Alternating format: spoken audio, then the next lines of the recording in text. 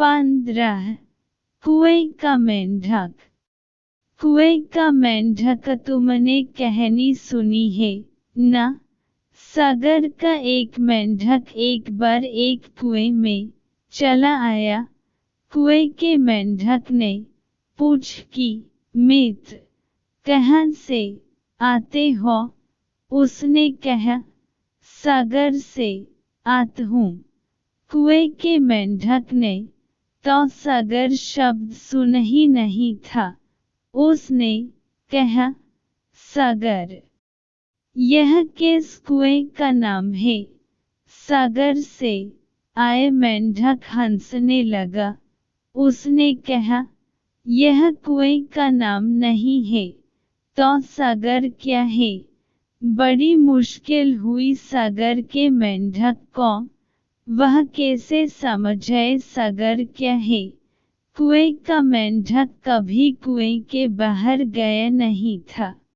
सागर तो दूर, उसने तालाब भी नहीं देखे थे।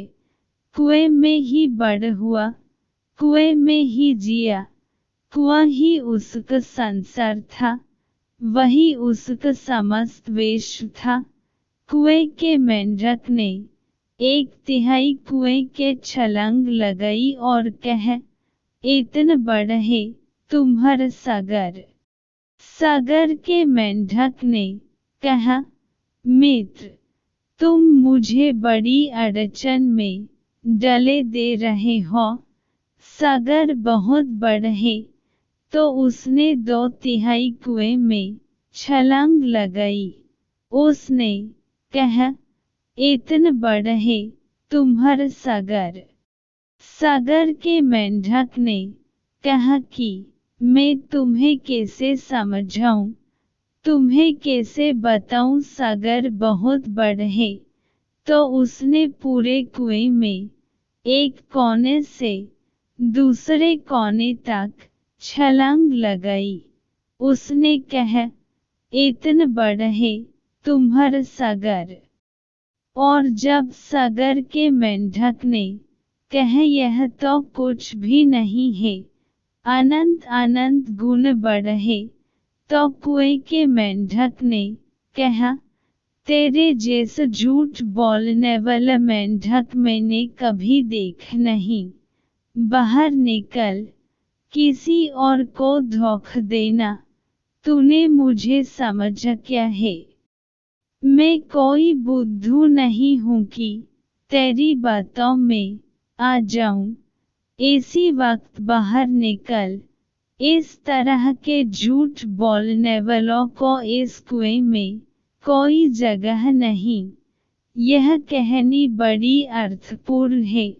यह आदमी की कहानी है।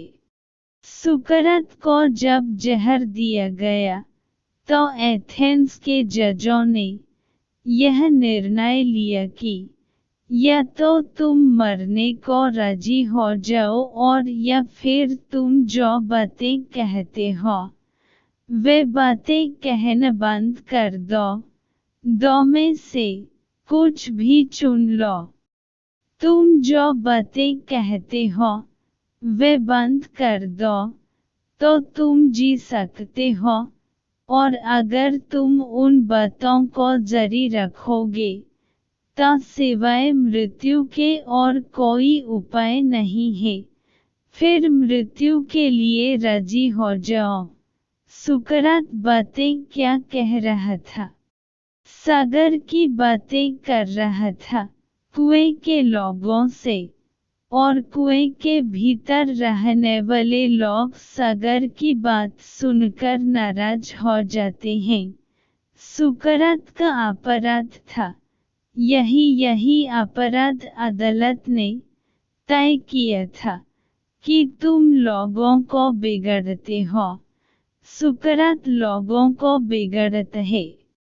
सत्य की ऐसी शुद्ध अभिव्यक्ति बहुत कम लोगों में हुई है जैसी सुकरात में। सुकरात लोगों को बिगड़ता है। यह अदालत का फैसला था। अदालत एथेंस के सबसे ज्यादा बुद्धिमान लोगों से बनी थी। एथेंस में जो सबसे ज्यादा प्रतिभाशाली लोग थे वही उस अदालत के न्यायाधीश थे। उन्होंने एक मत से निर्णय दिया था कि तुम चूंकि लोगों को बिगड़ते हो, खासकर युवकों को, क्योंकि बूढ़े तो तुम्हारी बातों में आने से रहे, युवक तुम्हारी बातों में आ जाते हैं, क्योंकि बूढ़े तो इतने अनुभवी हैं कि तुम उनको धोखा नहीं दे सकते। बूढ़े मतलब जो कुएं में इतना रह चुके हैं कि अब मान ही नहीं सकते कि कुएं से भिन्न कुछ और हो सकता है। जवान वह जो अभी कुएं में नया नया आया है और जो सोचता है कि हो सकता है कि कुएं से भी बड़ी चीज हो, कौन जाने। जवान में जिज्ञासा होती है, खोज होती है, साहस भी होता है, नए को सीखने की तमन्ना भी होती है। बूढ़े तो सीखना बंद कर देते हैं। जैसे जैसे आदमी बूढ़ा होता जाता है वैसे वैसे उसका सीखना क्षीण होता जाता है, और जो आदमी अपने बुढ़ापे तक सीखने को राजी है वह बूढ़ा ही नहीं, उसका शरीर ही बूढ़ा हुआ, उसकी आत्मा जरा भी बूढ़ी नहीं है, उसके भीतर भी उतनी ही ताजगी है जितनी किसी छोटे बच्चे के भीतर हो जो अंत तक सीखने को राजी है। उसके भीतर सदा ही युवावस्था बनी रहती है। युवावस्था की ताजगी और युवावस्था का बहाव और युवावस्था की प्रतिभा बनी रहती है। लेकिन लोग जल्दी बूढ़े हो जाते हैं। तुम सोचते हो कि 70 साल में बूढ़े होते हैं तो तुम गलत सोचते हो। मनोवैज्ञानिक कहते हैं कि अधिकतर लोग 12 वर्ष की उम्र के बाद रुक जाते हैं, फिर सीखते ही नहीं। 12 वर्ष यह औसत मानसिक उम्र है दुनिया की। 12 वर्ष भी कोई उम्र हुई। 7 वर्ष की उम्र में बच्चा 50% बातें सीख लेते हैं। अब बस 50% और सीखेगा, और अभी जिंदगी पड़ी है पूरी। और 12 वर्ष की उम्र तक पहुँचते पहुँचते यह बहुत हुआ तो 14 वर्ष की उम्र तक पहुँचते पहुँचते सब ठहर जाता है। फिर सीखने का उपक्रम बंद हो जाता है। फिर तुम अपने ही कुएं के गोल घेरे में घूमने लगते हो। फिर तुम सागर की तरफ दौड़ती हुई सरित नहीं रह जाते, रेल की पटरी पर दौड़ती हुई मालगाड़ी हो जाते हो। मालगाड़ी, पैसेंजर गाड़ी। जीवन में और कोई स्वतंत्रता नहीं रह जाती। उसी पटरी पर दौड़ते दौड़ते एक दिन मर जाते हो। कहीं पहुंचना नहीं हो पाता। अधिक लोग तो मेरी बात नहीं समझेंगे, समझेंगे तो गलत समझेंगे, समझेंगे तो कुछ का कुछ समझेंगे।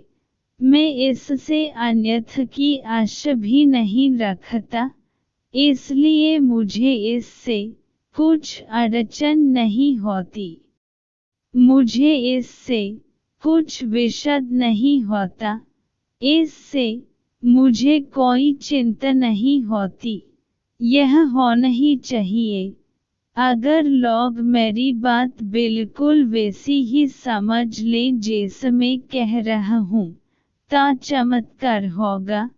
ऐसा चमत्कार न कभी हुआ है, न हो सकता है। अभी मनुष्य से ऐसी आशा करनी असंभव है। ओशो।